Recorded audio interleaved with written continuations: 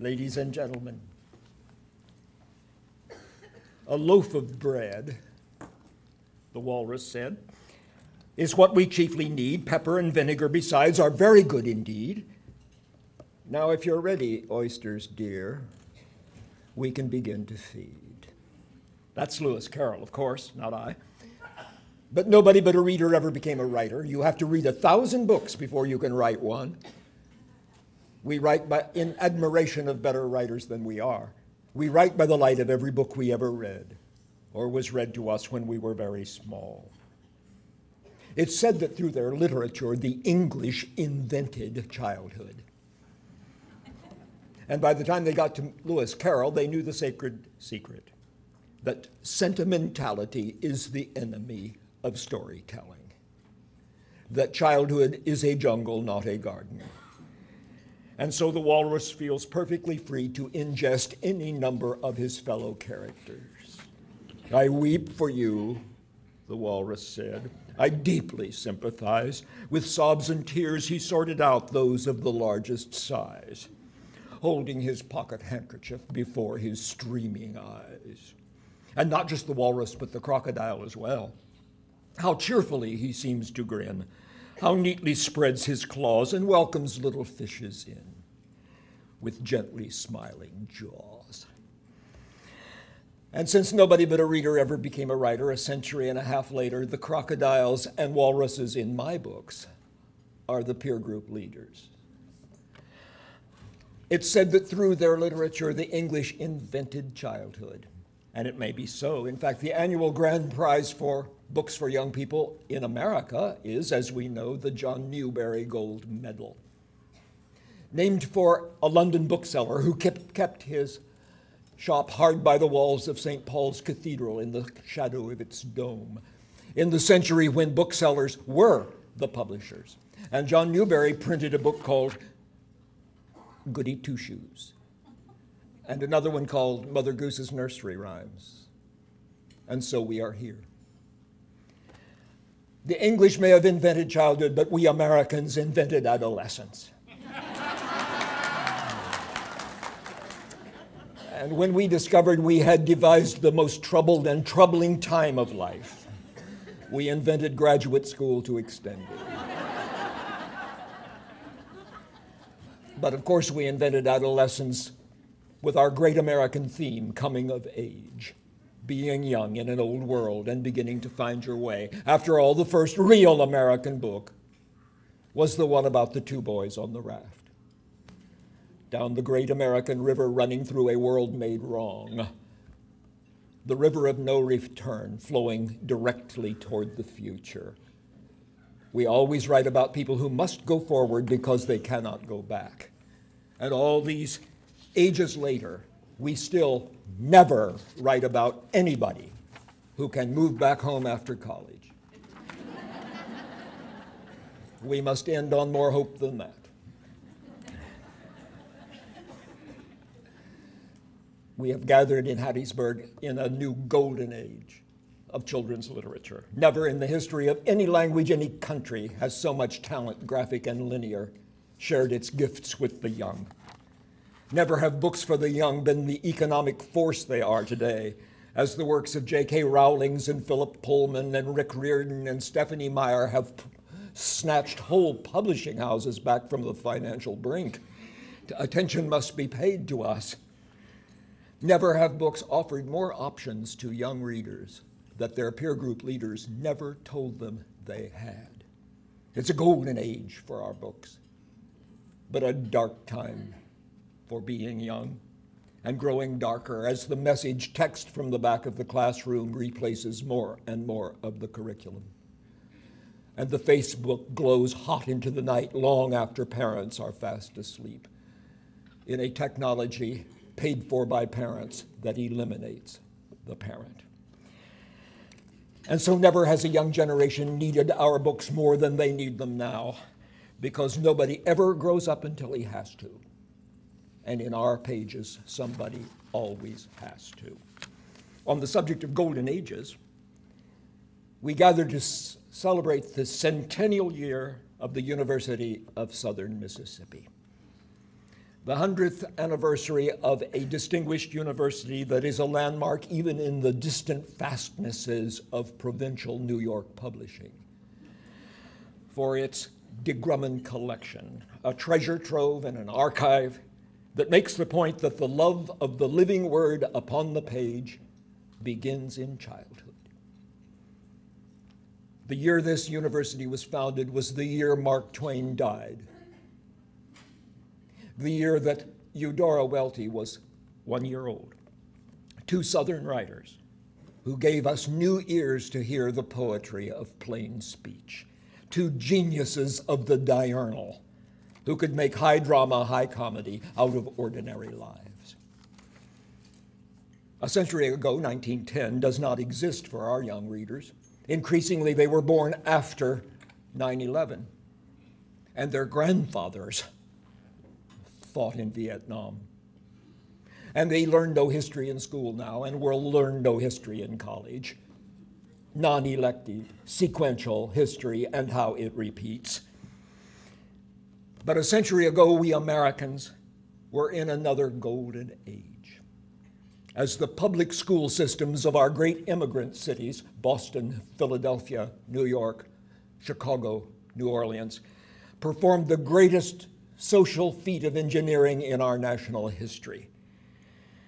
Our urban schools created an unparalleled number of citizens, of taxpayers, by requiring the American English language of students who did not speak English at home, and by never once considering that the cultures from which those families had fled were superior to ours. It was a system of learning that set untold millions of people on the road to achievement. A system whose motto was carved invisibly above every schoolhouse door: forget where you came from, enter here to learn.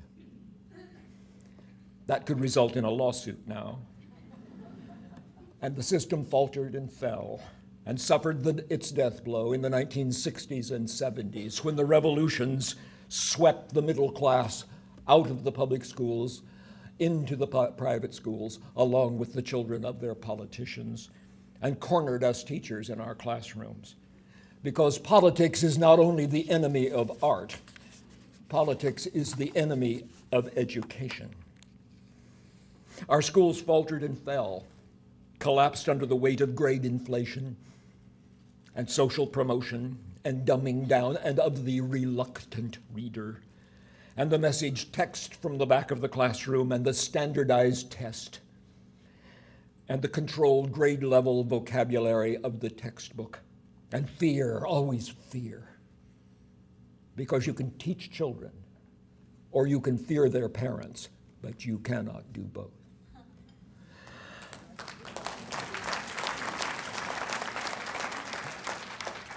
And so we're here to celebrate the story, putting the right book into the right young hand. It's what we can do now until our schools conquer their fear and return the authority of the classroom to the teacher.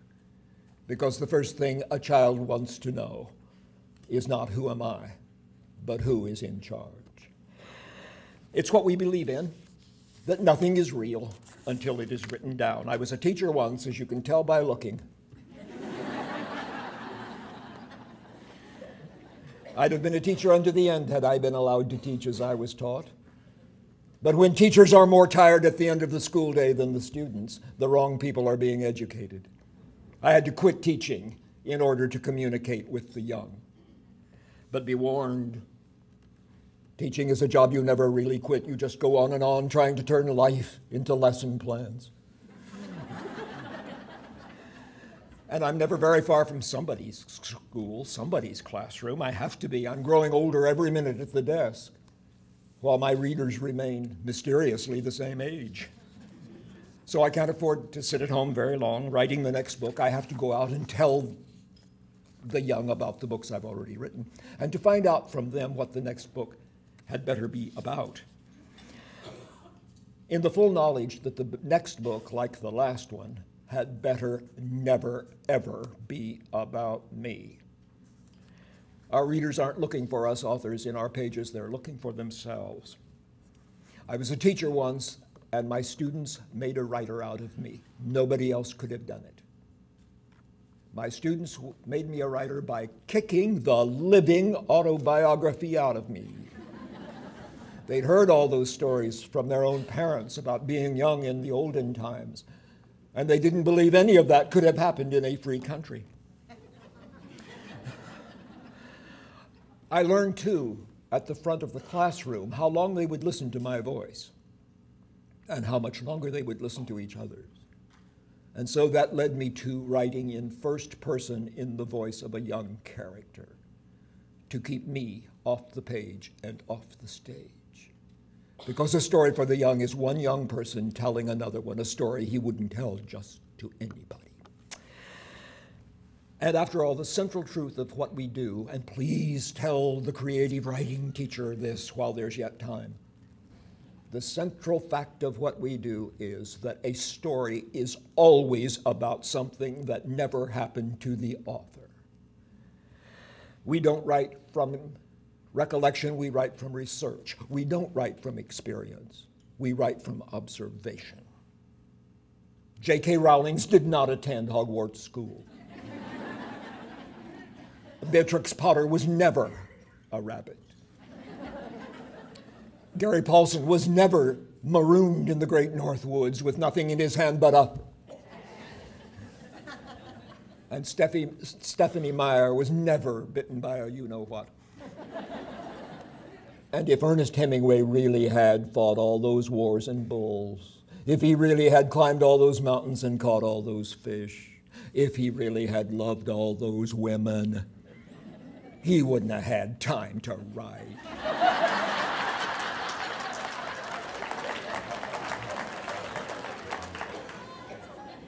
Let alone the need. We writers do not live our stories first, and we do not write about our grandmothers. We write about the grandmothers we wish we'd had. We stand in the wings of life trying to make sense out of other people's performances. If we could have lived our own lives, we wouldn't have had to be writers. And so I am led to the next book, always by my readers, their letters, their lives. And since the young want nothing new, they have led me back in my next book to my most popular character. Her name is Grandma Dowdle. She's back. And she's the biggest woman you ever saw. And old as the hills, and here is her sacred secret. She never loses a battle to a kid. She is as strong as adults as the young want their adults to be if they could find them. And it's taken 2 books to contain her. And now this new third one. Grandma Dowdle loomed up suddenly in my life more than 10 years ago, blotting out the day in a Lane Bryant dress. And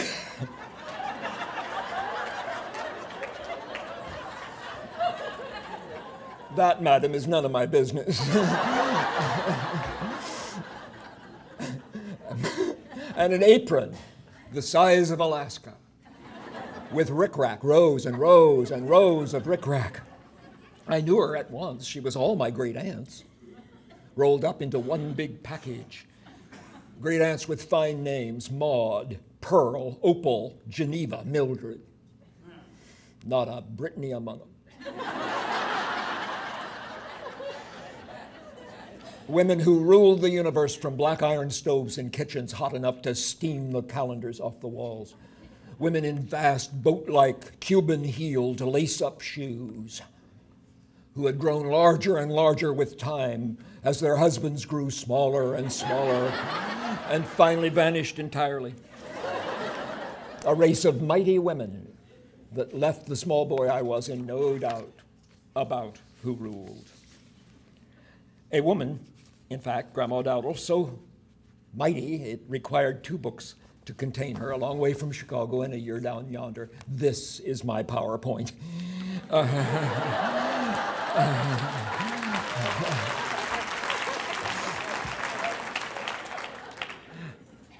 But then Grandma Dowdle fell silent for years. She'd run out of grandchildren to tell her story. I'd let them both grow up. Never let a character grow up. You might need a sequel. But I write on demand, and over the 8 years, the letters kept coming, asking for her back. And so I did what you do. I reread the first 2 books to find the hole in them to fit a third story. And there it was, clear as anything. In 2 books, I had never mentioned who lived next door. Who might have the mixed blessing of living next door to that woman who swats Fuller Brushman off her porch with a broom. I looked closer, and it was the autumn of 1958. And Elvis hula hoop bye-bye birdie season. And moving in next door was the new Methodist minister. And his children, preacher's kids. A Methodist minister sent by the conference to start a new church from scratch in a town of 300 people that already has 11 churches. Because a story for the young is always a survival manual. And the preacher's son is the narrator, his undersized 6th grade son. We always throw our main characters into the deep end to see if they will sink or swim. We are not the gifted program. And so this story starts at the worst time of year, awful August, just before school starts in a new town, a school full of strangers. I make it worse. There's a gang in the town, an awful gang, big, mean guys, and their gang leader is 20 years old, and the worst thing I could think of to make him an Elvis impersonator. They abduct the preacher's son one awful afternoon, strip him naked, duct-taped his mouth, and half drown him in the creek. Then they carry him back across the open fields and hang him in the privy of the oldest, scariest lady in town. Leave him there for her to find. They strung a giant spider's web that ran from rafters to loose floorboards. Then they tied me in the center, bound hand and foot and still gagged. Keep us in your prayers, preacher's kid, the gang leader said, and then they were gone. I was alone. Time passed. I hung like a ham in a smokehouse just over the hole in the well-worn seat. The smell in here was truly bad, and my knees were higher than my ears. It must be midnight, though daylight still came through the cracks. Maybe it was the next day. But here was one good thing. They'd hung me right over the privy hole. My mind wandered, as it often did. I may have nodded off. My feet were sound asleep. Then the privy door banged open. Filling the doorway and then some was Mrs. Dowdle. A copy of the Farm Journal and 3 corn cobs were in one of her hands. I hadn't seen her up close. I'd never wanted to be anywhere near this close to her. Her specs crept to the end of her nose. We were nose to nose. She didn't welcome surprises, and I came as one. All she wanted to do was use her privy. And here I was barring her way, naked as a jaybird in my own personal web. Her old pink-rimmed eyes grew larger than her specs. She poked them back up the bridge of her nose and worked some of her chins with her hand. I swayed. She looked my web up and down to the floor. She may have admired the knots. Well, I'll be a ringtail monkey if that don't about take the cake, she remarked, and I thought I'd seen everything. I made a small sound. She dumped her corn cobs in the Farm Journal and ripped the duct tape off my mouth. Yow, I said. Had to be done, she said. Who did you say you was? I coughed up something, maybe a tadpole from the creek. I'm Bob Barnhart, the boy next door. Well, said Mrs. Dowdle, I can see you ain't the girl.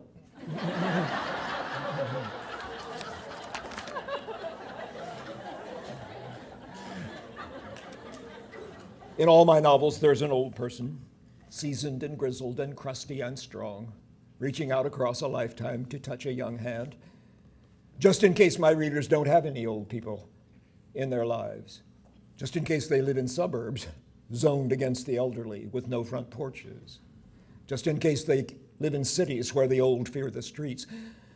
just in case they don't even have to write thank you notes for gifts from grandparents, and are therefore at the mercy of each other once again. And so, Grandma Dowdle lives within the turning pages and goes on about everybody's business. And now it's November and Thanksgiving, because there was no November Thanksgiving in the first two books. Though Mrs. Dowdle was no churchwoman, she was in and out all Thanksgiving week, gradually taking over the entire Methodist Feed the Hungry Thanksgiving campaign. She was everywhere Mother looked. "Who's baking them turkeys for you?" she demanded to know. When she heard it was Mrs. Pensinger, she said, "Reba Pensinger? Her turkey's dry as the bottom of a canary cage. And you can lubricate your car with her pan gravy. I'll do the birds in my oven, have this boy bring them to the house," meaning me. Also, she thought very little of cranberry sauce in a can. "I wouldn't slop hogs with it," she said. "You can taste the can." A cauldron of bubbling, popping cranberries seethed on her stovetop, spiced with cinnamon sticks. As soon as school was over every afternoon, my little sister, Ruth Ann, stood on a kitchen chair and stirred.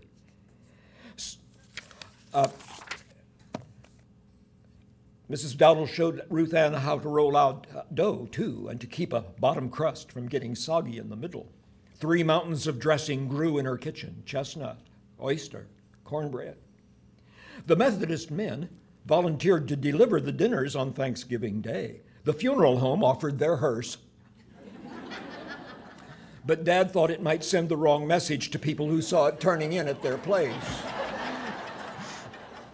Somehow Mrs. Dowdle was in our car with us when we headed out. She hadn't dressed up. She wore her kitchen apron under her hunting jacket. My little sister Ruth Ann was in the back seat with her, also aproned. Dad was behind the wheel, and I sat up beside him. Mrs. Dowdle gave us the directions to Aunt Madge's house, whoever she was. Mrs. Dowdle had been particular about us calling on Aunt Madge. "Who is she anyway?" Ruth Ann wanted to know. "Is she a poor old widow woman?" "Well, she's poor all right, and old as the hills," Mrs. Dowdle pondered, "though I don't know as you could call her a widow woman. Nobody in that family ever got around to marrying." "Then is she an old maid?" Ruth Ann inquired. "Well, I don't know if you could call her an old maid either," Mrs. Dowdle muttered. Dad was all ears for whatever he could hear from up front. We spun along a country road, through the frosty fields. Up a turning, Mrs. Dowdle reached up to poke his shoulder. "Make a left at that Burma shave sign, preacher." Up a turning was what looked like a large junkyard, and the fence was down. "Turn up that lane." The house itself lurked low, and the roof was patched with Coca-Cola signs. We all helped to carry Aunt Madge's Thanksgiving dinner. "Go on in," Mrs. Dowdle said. "She don't lock up." Mrs. Dowdle wore her flap cap. Sorry, I jumped. Inside was a lot colder than outside. Then over by a cold stove, a sack of rags became an old lady in a lazy boy recliner.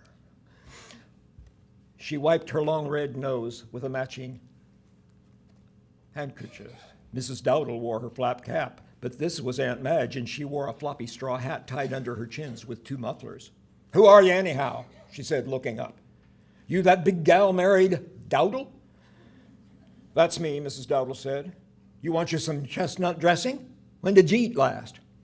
"I don't know," Aunt Madge said. "What day is it? And who's these 2 kids? Your grandkids?" "They might be," Mrs. Dowdle said. "I'll have this boy stick some more cobs in your stove," meaning me. "I don't feel the cold," Aunt Madge said. "I'm too old." "What's that little gal doing?" Meaning Ruth Ann. "She's dishing up some of Wilhelmina Weidenbach's candied yams for you, but you won't like them. They're so sweet they'd set your teeth on edge, if you had any." "Where is my teeth?" Aunt Madge said, looking around. She spied Dad pouring out gravy. "Who's that owl hoot?" "He's the preacher," Mrs. Dowdle bellowed at her. "What's he here for?" "I brought him to preach your funeral in case you die before we get some eats in you." Ruth Ann stared at that. Dad, too. "I ain't dying today," Aunt Madge said. "I'm waiting for Thanksgiving, because they're going to bring me my dinner."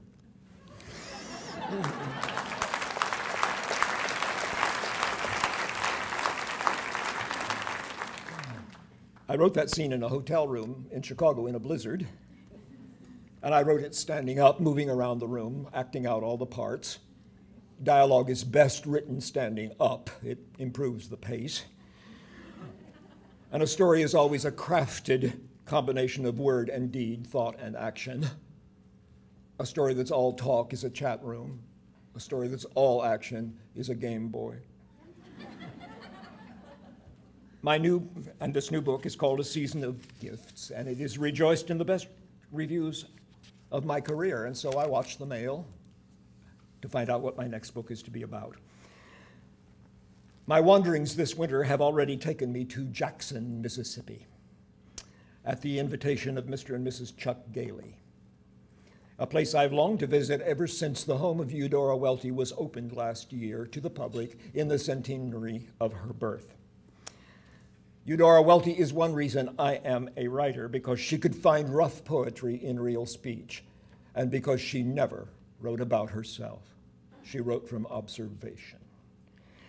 And so I found myself standing in the upstairs room where Eudora Welty wrote, there at the electric typewriter, looking out across the camellia lawn to the silent southern street. It was just the place to read passages from her reminiscence, One Writer's Beginning. And this is what she had to say about character development, which is the beating heart of what we do. I quote her. "Characters take on life sometimes by luck, but I suspect it is when you can write most entirely out of yourself, inside the skin, heart, mind, and soul of a person who is not yourself, that a character becomes, in his own right, another human being on the page." And that's what we aspire to do, to create another human being on the page, to a readership of people who were never young as we knew it. A story is always about something that never happened to the author. We write a literature of looking for yourself to a readership looking for leaders. As every teacher knows, nobody ever grows up in a group. People grow up, if at all, one at a time, in spite of the group. Nobody ever grows up in a group, and in our stories, somebody always has to. Even now, when maturing itself has become an elective. Even now, when you have to go to college to get high school level work. Because a story is always written in a straight line to the future. And we write a literature of family life to a generation who can bring laptops to the dinner table, even on Christmas Day, because a story unites what the computer divides. We write in a time when the gangs that run the mean streets of our city are using Twitter to finger and eliminate suspected snitches, in a technology we adults refer to from our safe distance as social networking. And now through the settings of our stories, we realize we are the last teachers of geography and history left standing, to a readership who never saw a map in a classroom and who believe that history began with their birth. When I was a student, parents feared the phone call from the school. And today, schools, universities, fear the phone call from the parent. And so the story is what we have to offer in the sacred cause of getting ready during this long, dark time when schools have not found the will or the way to return the authority of the classroom to the teacher or the power of language to the curriculum. Schools that have forgotten the basic truth that in the beginning was the Word. Nobody but a reader ever became a writer, and I travel with books. Airports and books were made for each other. And while Kindle will dwindle, books never crash. And the book I am carrying this winter is Louis Menand's The Marketplace of Ideas, Reform and Resistance in the American University. I quote a statistic from that book. Twice as many college students receive degrees each year in social work as received them in foreign languages and literature combined. It conjures up a fearful picture, doesn't it, straight from Kafka, of a bureaucracy growing ever larger by replacing opportunity with therapy, by replacing the freedom to fail with the failure to be free. And so one more reason for our stories that celebrate the individual every time in the certain knowledge that if you cannot find yourself on the page very early in life, you will go looking for yourself in all the wrong places. Thank you for what you do every day of your lives in putting the right book into the right young hand.